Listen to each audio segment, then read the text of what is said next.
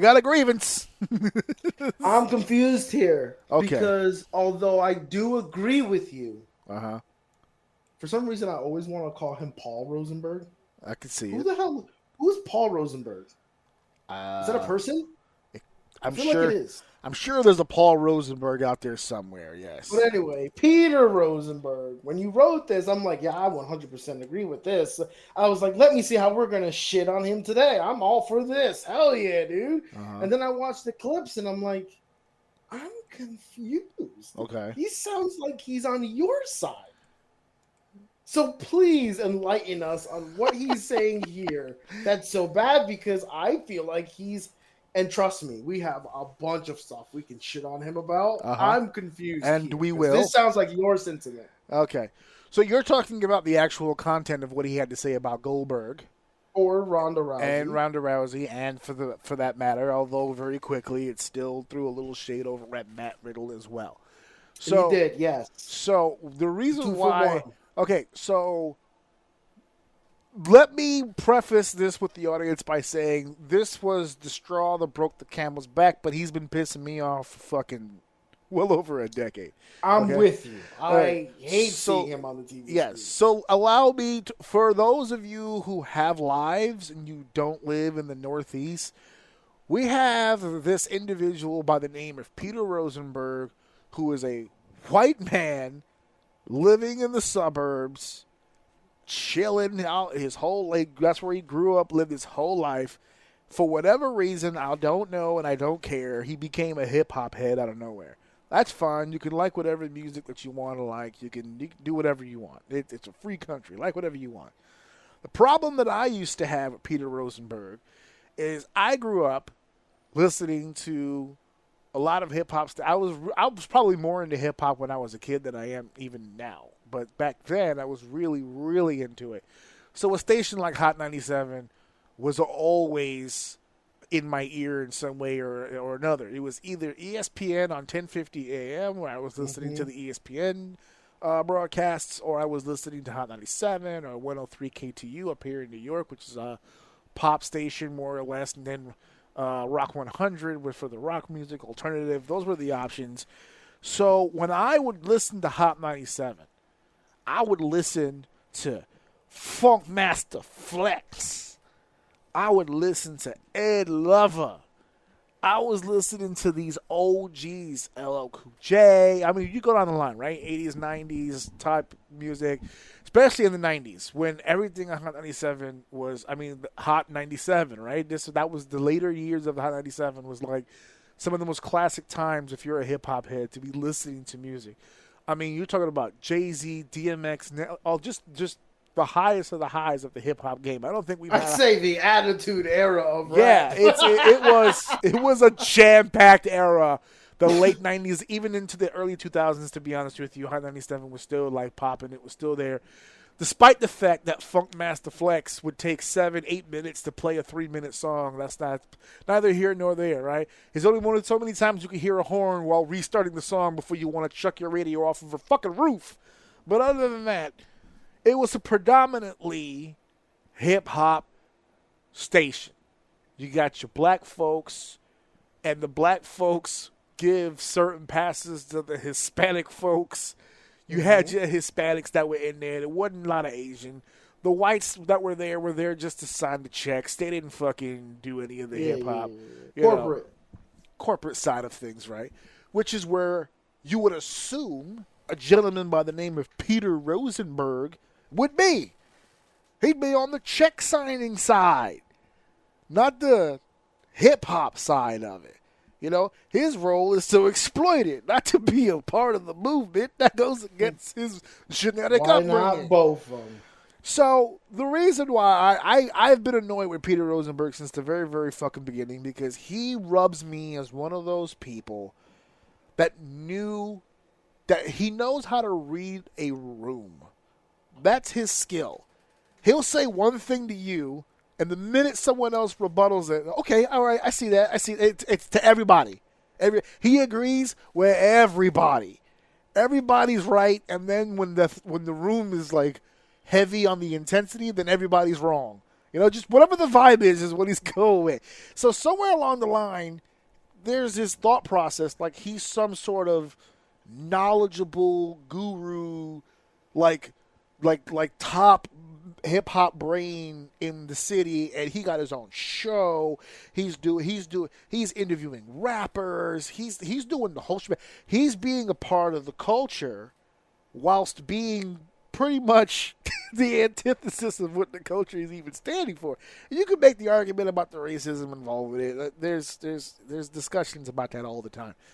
But as a kid in the late 90s and the early 2000s and the mid 2000s especially, because that's where I really started hearing Peter's name the most, you start to feel uncomfortable. There's not a lot of, when you're in that culture heavy and non-black, non-Hispanic people start jumping in on that wave, you're a little skeptical.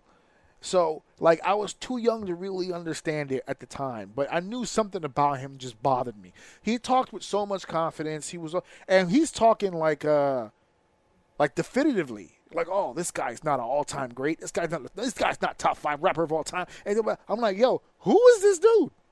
Who's Rosenberg to sit here and tell me? Oh, Lil Wayne owned 06, but then I'm like, yo, who the fuck? He just rubbed me. It's whatever. He didn't do anything terrible, but I wasn't comfortable with him, right? What put him on my radar heavy is what's the other station I said I used to listen to? ESPN on 1050 AM.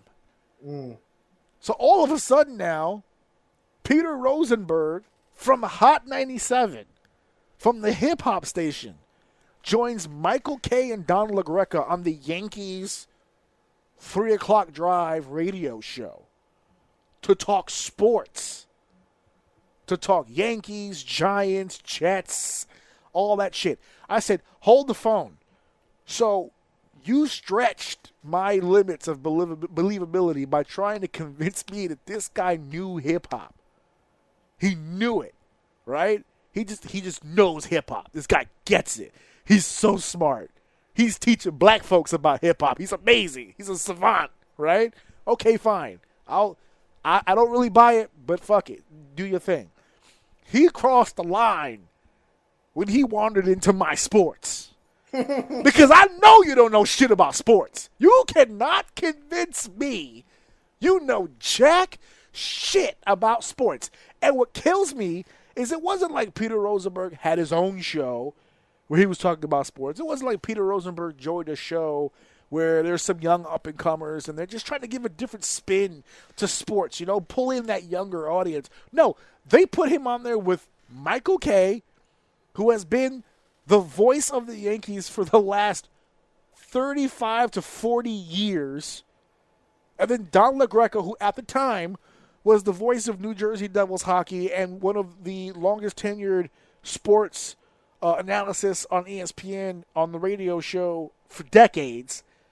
These are two successful old white men who just know sports better than they probably know their own fucking kids.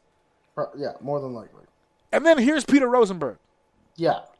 Throwing the whole fucking dynamic off. And if you were a listener at that time, you could hear the dissatisfaction of having this fucking guy on the show. Not happy about this guy being on the show. And they would butt heads. There would be issues because he's a two-faced fuck. And Don, more importantly, would call him on his shit every chance he fucking got. He played him on radio. And then they went to Yes Network. So now we get to see the embarrassment. We get to see them in person, right? So I was like, man, he fucked with my hip-hop, and I gave him a pass.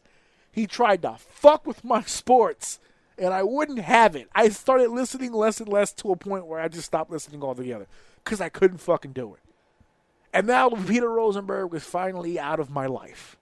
Also, you thought. And then he didn't cross the line. He went too far. And he started doing WWE events. This fucker is a former WWE 24/7 champion. Okay? He started doing pay-per-views for the WWE. And when I say that I was belligerent for no reason, Just fucking angry at the sight of him. Because now I know you're divulging into a world you know nothing about. Nothing. Nothing. Nothing. He has no idea what it is he's talking about. He's a fan, according to him, because I've never really, all the years at 97, all the years of the Yankees Network, he might have made a reference or two. I've never heard anything about fandom. But you become a fan of something real quick when they offer you money. You become a fan real quick. So he's done the pre-show. Like I said, they gave him a little moment where he won a title for like an hour or two, and then he had to drop it to somebody else or whatever. And he's been on the show. He gets to meet wrestlers. He gets to interview wrestlers. He gets to be around the wrestling business. But just like nobody in the late 90s, early 2000s, and the mid 2000s who wanted to know about hip-hop said, let me talk to Peter Rosenberg. Nobody in the same time period, maybe even later, who wanted to know more about the Yankees or baseball or sports said, you know what, let me talk to Peter Rosenberg. I know for a fact there's nobody in the wrestling world going, man, there's a lot of wrestling shit going on right now. The drama's real. Let me hear from Peter Rosenberg. It's never fucking happened in the history of humanity. Ever. Fucking might. Now, to take it to his comments. So he had some very choice words about Goldberg's reaction to his retirement situation. Okay? He's shot off. I love the beginning of that video, by the way. It was like, oh, let me do this real quick before my wife finds out that I did this on vacation. Shut up, pussy. Just say what you got to say. That was the most emasculating thing I've ever seen in my life, and he did it with a smile on his face. But continue to talk about how the grown men, the adults in the room, were unhappy about business decisions that didn't involve you.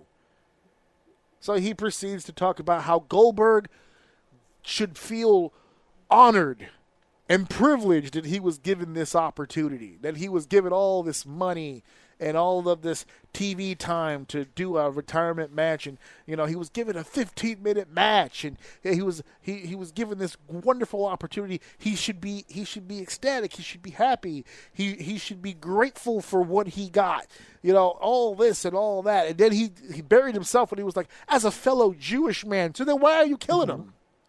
He's relating to him. He's letting you know he's validated. Yeah. I am also a Jew, so I'm safe in insulting this man to his face because I could do that. My best friend's a Jew, yeah. So I can say this. Yeah, right, exactly. Here's the deal. Goldberg was right to be fucking mad because he was promised one thing, whatever it was, because the specifics is still fuzzy, and something else happened. Because remember what we talked about when we talked about the Seth Rollins injury.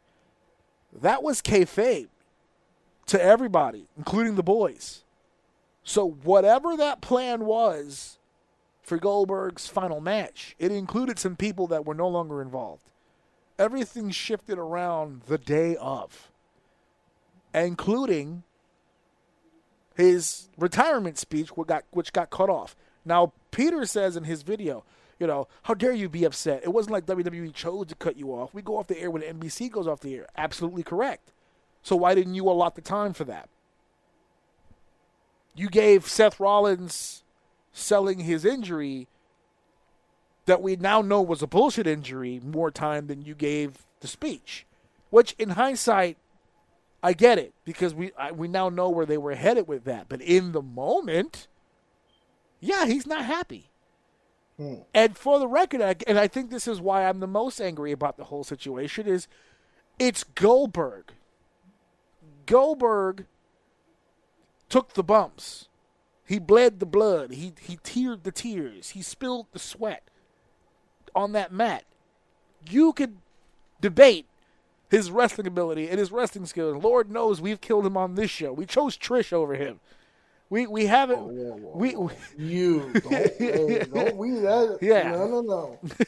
You're gonna get me killed for this one in the other room. She is a Goldberg stand. I said nothing. You could have your argument about whether he was a good wrestler or a bad wrestler.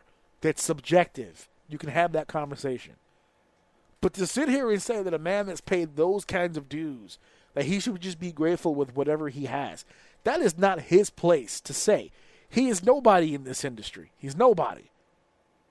I have not earned the right to criticize Bill Goldberg the way that I do, but what allows me in my mind to do that is that although he did it at a high level, I've paid quite a few dues myself.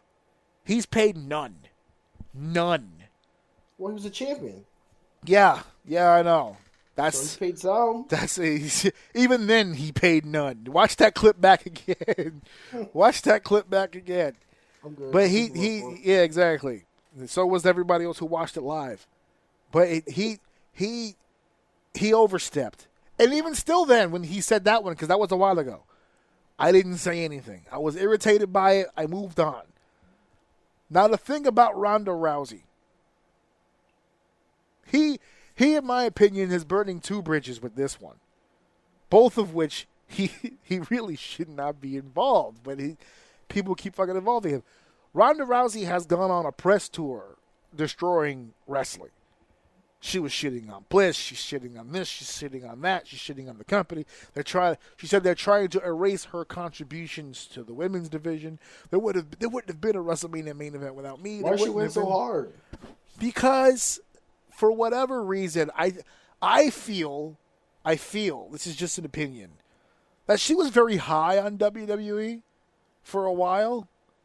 And I'm sure they got into her ear and they told her all these great things that they're going to do and how they're going to present her. And they made her feel like such a big star in her head. And then when she signed and she became a part of the machine, things started going differently. And because of that, she's always kind of held a sour taste in her mouth. The last year she was with the company. They didn't unzip their pants, did they? No, well, I don't know. We'll find out when Janelle Grant's people put it through. We'll get to that. We'll get to that, yeah. We'll find out more at a later date, but yeah. But Ronda has always fancied herself a star, and rightfully so, right? Dana White made a ton of fucking money on Ronda Rousey, and Ronda Rousey made a ton of fucking money on the UFC.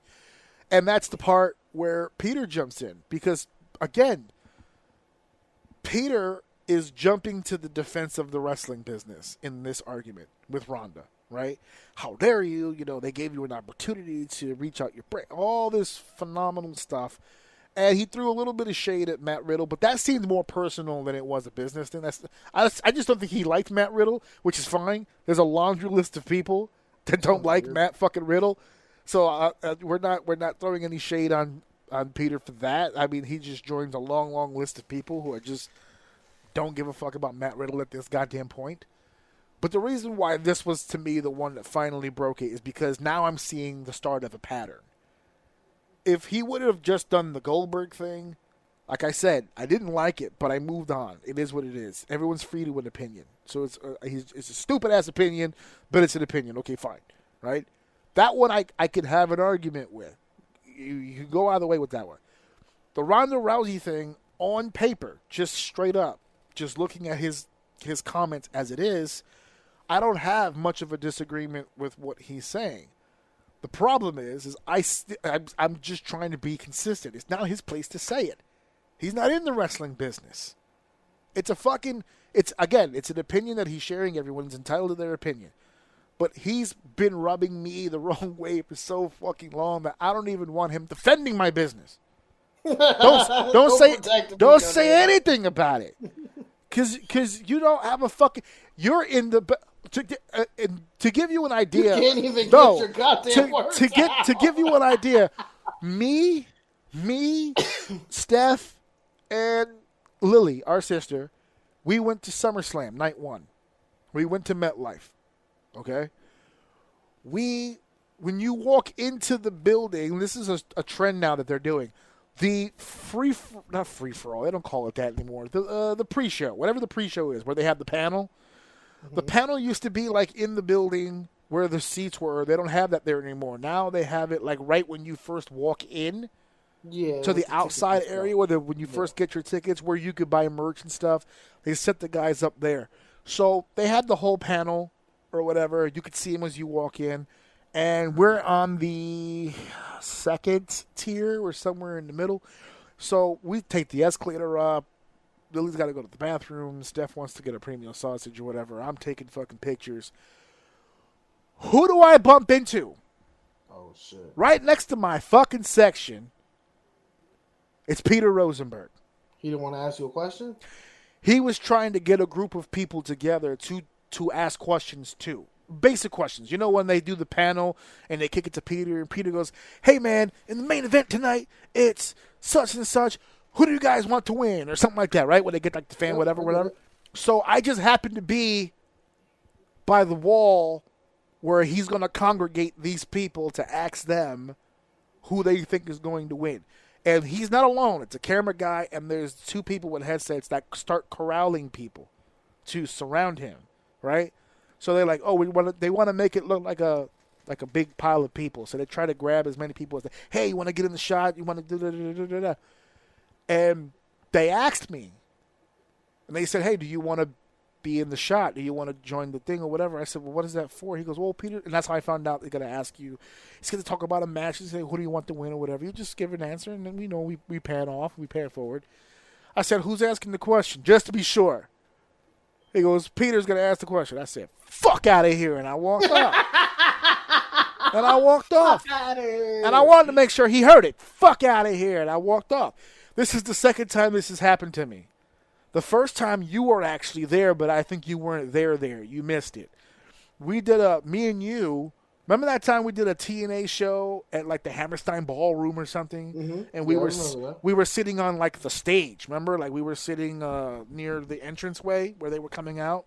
I think my friend came with us that time, right? I believe or so. Was it just me and you? No. Joe was there. Joe. No. It wasn't Joe. That was the night we took a picture with Jeff and Rob, remember? So it was. Oh yeah, it was one of my friends. It was Troy, I think. Right. Yeah. So we're sitting on the stage, and I distinctly remember before that show, leading up to it, I was talking to Steph about something, and we got into an argument over the booking, whatever. And I was shitting on Vince Russo, and she goes, "Well, why do you hate Vince Russo so much?" And I just explained all the stuff that he did, and she still didn't get it, but it was whatever. And we get to the show, we're seated on the stage. So there was regular seating, it's actually tiered, and then they had like a VIP thing that we were a part of. That's how we got the photos with Jeff and Rob. So we were on the stage. Not by the ramp, somewhere in the middle, but that's cool. We were coming back from intermission. I don't know if you guys were at bathroom or snacks, I don't know. I just happened to be standing with Steph next to where we were sitting, and it's by a curtain. And I'm looking at the ring. I'm listening to the music. Steph's talking to me. I'm talking to Steph. And all of a sudden, Steph just stops talking. And she's looking in my direction, but she's not looking at me. And she goes, like, trying to give me the Iggy. Look. Like, she's not saying look, but she's, like, eyeballing me. I turn to my right, and standing right next to me, shoulder to shoulder, is Vince fucking Russo. Mm. And she looked at me, like, now what? I said, I'm not trying to get kicked out of this event. So what I did was I walked around Steph, and I pushed Steph toward Vince and put her in between me and Vince. That was as passive-aggressive as I could get. I don't even think he noticed. He was just looking at something else, and then he went down the steps or whatever. But that shit has happened to me twice, where I've talked shit about somebody, and then they just, poof, they were just there. Mm-hmm. So I was just like, karma's coming, buddy guy. I'm waiting for that shit to happen when I'm in a position to say something. I want to fucking say something at some point. Fucking crazy. I'm not trying to get kicked. I wasn't trying to get kicked out of SummerSlam before the show even started. Or like after the show. Like, even I want a 1, 2, 3 for the main event. 1, 2, 3. And then the crowd pops. And then I can turn, fuck you, Peter Rosenberg. And just fucking let it rip and just fucking let it go. So I was just like, yeah, so that's what's happening. Peter Rosenberg has driven me up a fucking wall for a long fucking time, and he's crossing the goddamn line. You said you had issues with him, though. What were your issues with Peter? I hate the way he talks. Oh, just the way, it's the way he talks? I hate the way he fucking talks. Oh And I hate man. those little fucking weird ass facial expressions he makes. Oh I know it's probably unintentional, yeah. but it just annoys the fuck out of me, and I don't like the way he talks. And no, if I'm being completely honest and not just being a complete asshole for no reason, I don't think he fits. In To anything. me, he just doesn't fit. So when he's on the panel and he's talking to everybody, I feel like he just doesn't have any real takes. No. I don't know what he did. Doesn't really have any good points or anything like that. I don't know. I don't know. I'm happy to be here. This is awesome and having so much fun, which is fine. Good for him. Like, get your bag and you get to do it doing something fun. I'm not a hater in that aspect. I just don't like seeing him on TV. I don't like hearing what he has to say. I've never been a big fan of him on Hot 97. I'm just not a big Peter Rosenberg guy. And the fact that he's here is fucking annoying. So it is what it is. I try not to think about it. He's not on screen too much, and thankfully I missed whatever title run you were talking about, so we're good. Oh, it was only for like a day. Don't worry about Doesn't it. matter. That's a day longer than He the was on the fucking panel with the belt. Oh, Ridiculous. fucking gross. Ridiculous. Spent all those years in hip hop, can't spit a single bar. Spent all those years in sports, not an athletic bone in his body. Now he's doing wrestling and doesn't know shit about it. This guy is just living the The life. thing is, I feel like if he was better on the microphone, I don't think I'd have a problem. But I'm actually really shocked at how unclear he speaks, considering what he does for a living. So Yeah. whatever, it is what it is. I don't want to spend any more of my time talking about this fucking guy.